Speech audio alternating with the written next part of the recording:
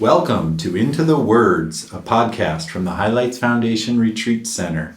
Today in the cabin, we have our dear friends Rob Costello and Nicole Valentine. Welcome, Nicole and Rob. Hi. So good to be here. Wonderful.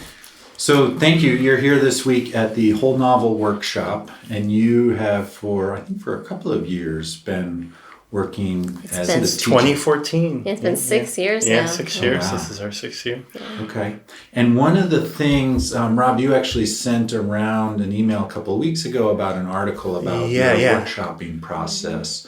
But talk to me about this, what you call your workshopping process and how that works.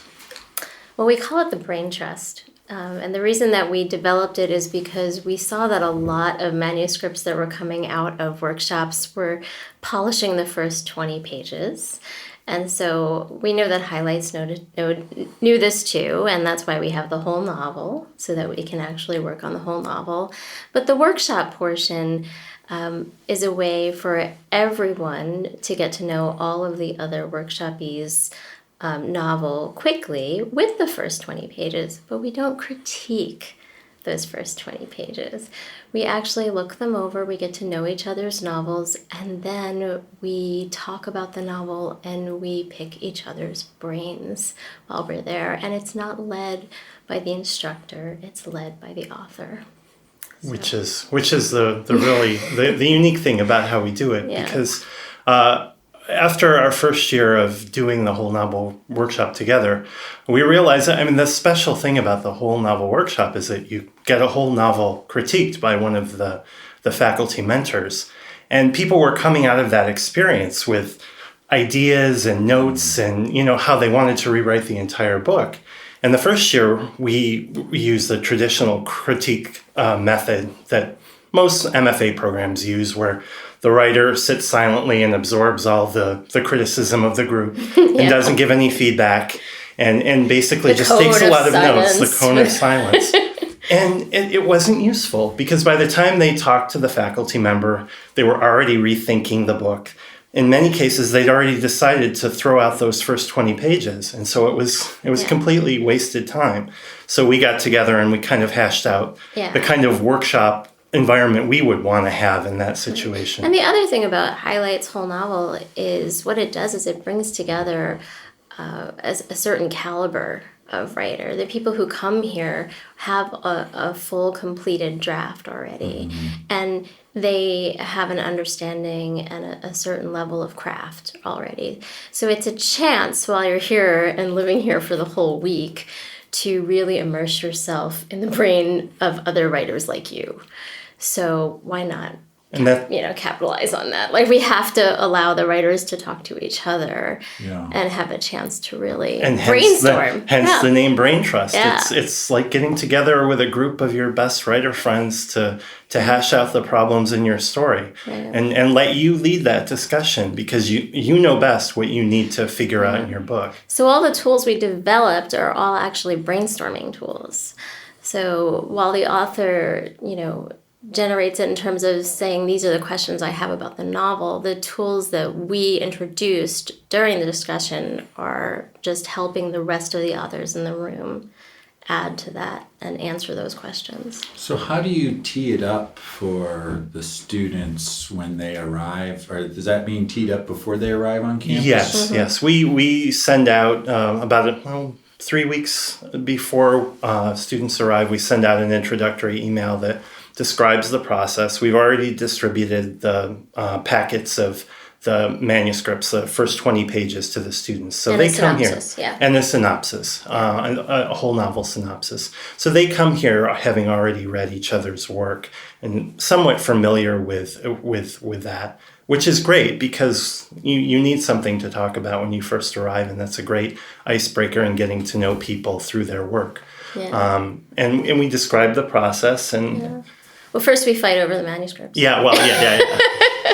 Based on which one you like more. Well, it often breaks down 50-50 YA and middle grade. Yes. And Nicole's a middle grade writer, I'm a YA writer, Right. so that usually makes it easy. Yeah. It does. It works out really well. And how many, like we have 12 students this week, and in August we'll have 16, but how many are in the specific per brain trust session? It ranges somewhere between 6 and 10. Yeah, we split the group in half. So. Yeah. And so if it's a group of 10, then the student coming in will have read 10 other 40-page. 20 pages. 20 pages, yeah. Okay. Yeah, we asked them to focus their most of their attention on the other students in their group, but we strongly encourage them to read everyone's manuscript. So if there's 20 students attending whole novel, we ask them to look at all 20, Right. but they should focus all their attention on just the people in their workshop.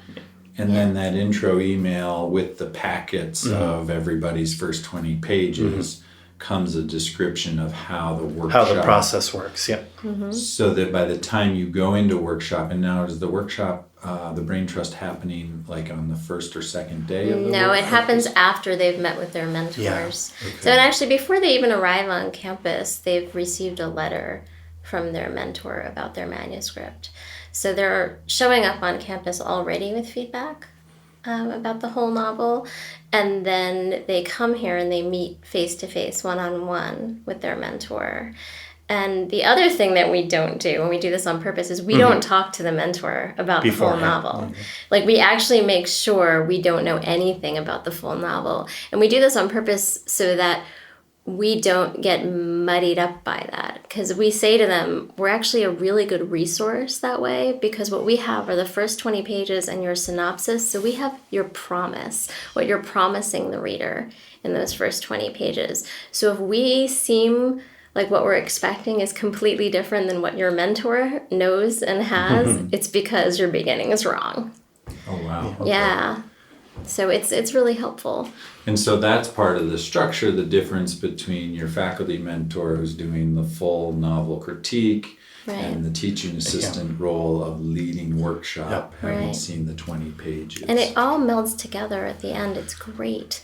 And it's really, it's friendly. Like it's very friendly. It's not, it's welcoming. And by the end, most people leave here with writing partners.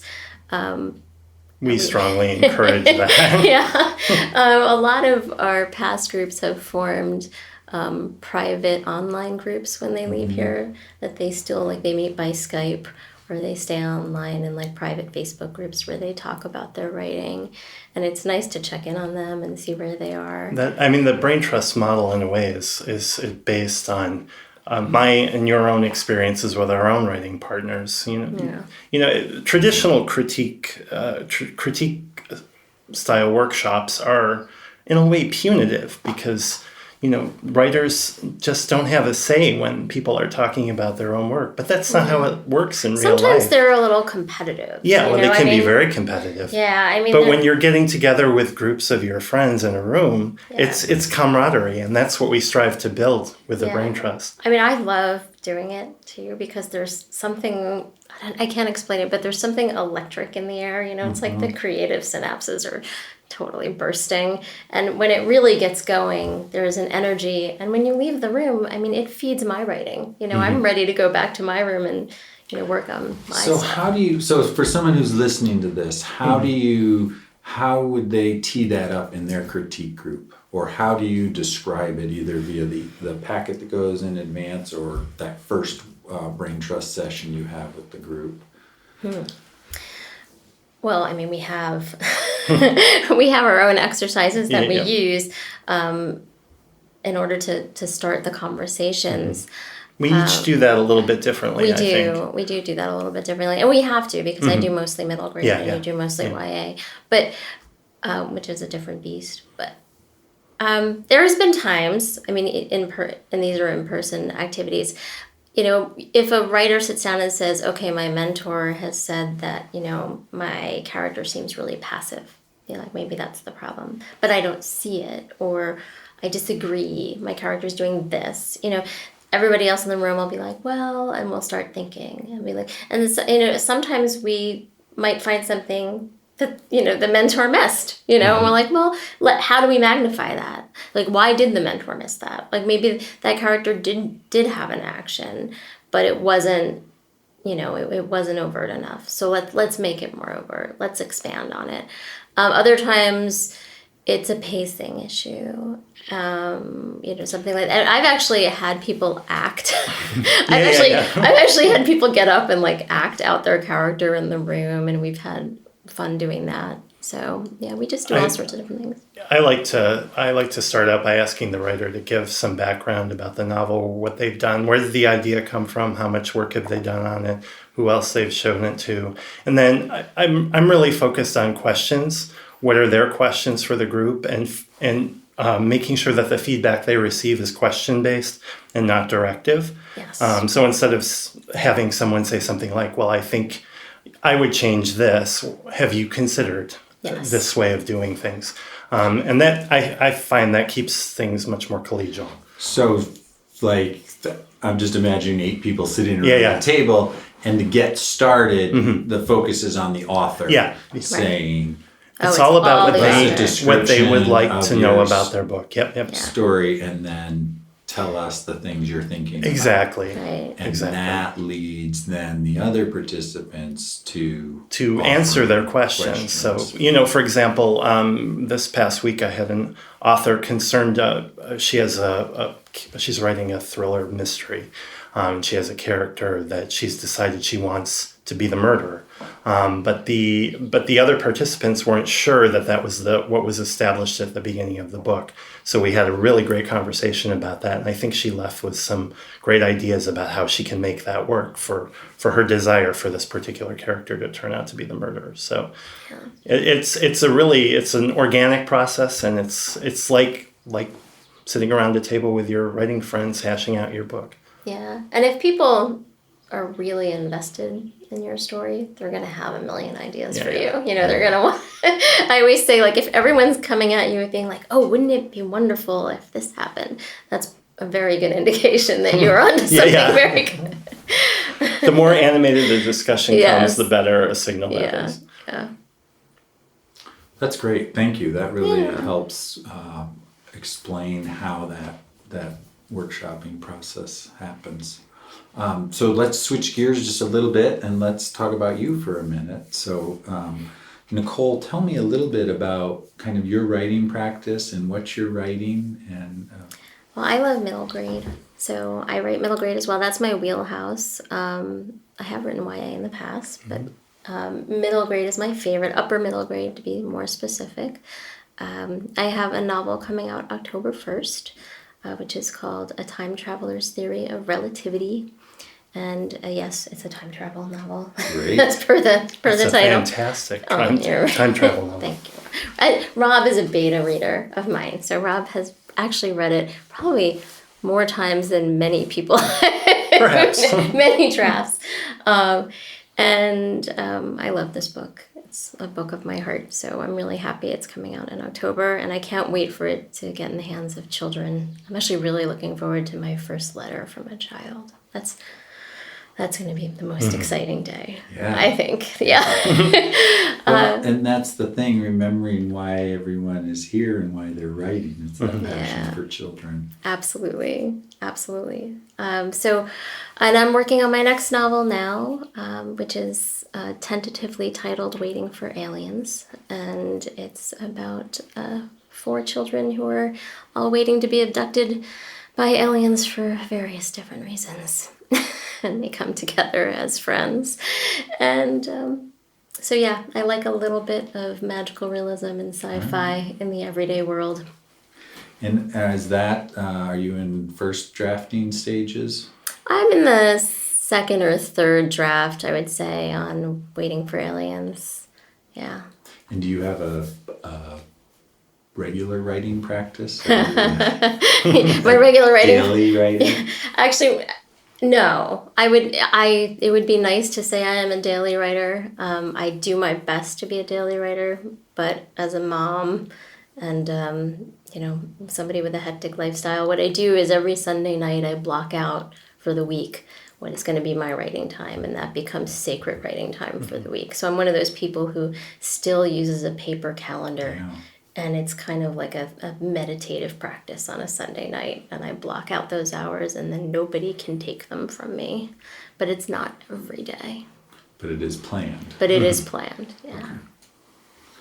Rob, tell us a little about your writing. I primarily write YA, although I have written a little middle grade. I started as a short story writer, and I've published quite a few short stories. And Oh, they're excellent. thank you. So I discovered YA late, and it's become my passion. I've just finished a revision of what I hope to be my debut novel, which I actually learned needs a little bit more work while I'm here. So I'm going to go home and tackle that. And that's one thing about coming to Highlights. It's been like a second MFA for me. I got my true. MFA at Vermont College. That's where Nicole and I met. Yeah. And really, the past 6 years, I feel like it's been a second MFA. I've learned so much, and so much of what I've gotten here has gone into this novel and the new novel that I've just started brainstorming while I was here. I feel like both of those books are going to have a little piece of Highlights in them. Yeah. Great. So I love this place. And talk about do you have a writing practice? I have a much simpler life than Nicole, so I write every day. It's not quite as structured as her because it doesn't have to be. I have some more freedom with my time. But I sit on my couch with my laptop and my dogs around me, and I just hash away until I get tired and need a walk. Okay. Yeah. Great. Well, thank you. Let's see. Last question. Last question. There's so many great books out there. Oh, yeah. And it's hard to read all of them. But I wonder, is there one that you're reading now that stands out, or one that you've read recently, or something that maybe is on your shelf that you're looking forward to? I just read Fran Wilde's Riverland. And she's a sci-fi writer who has done adult books, and this is her first middle grade, and it's an upper middle grade. And I thought it was a wonderful first foray into middle grade. Like, I highly recommend it. So I can't wait to see more from her. Yeah. Well, besides a shameless plug for Time Traveler's Theory of Relativity by Nicole Valentine, which is fabulous. One of the best YAs I've read in recent years is our own Nancy Werland's And Then There Were Four, which is a mystery/thriller with just the most amazing voice. She does voice like nobody else. And so if that's something you're interested in getting a handle on, I would strongly advise you to pick up that book. It's a beautiful book and a lot of fun. Oh, wonderful. Well, thank you. Thank you so much for being here and joining us with Into the Words at the Highlights Foundation Retreat Center. And thank you for partnering with us in believing that children are the world's most important people, and for what definitely. you do for the craft. Yeah. Well, we love what you guys do. Yes, we definitely do. Thank you. Thank you.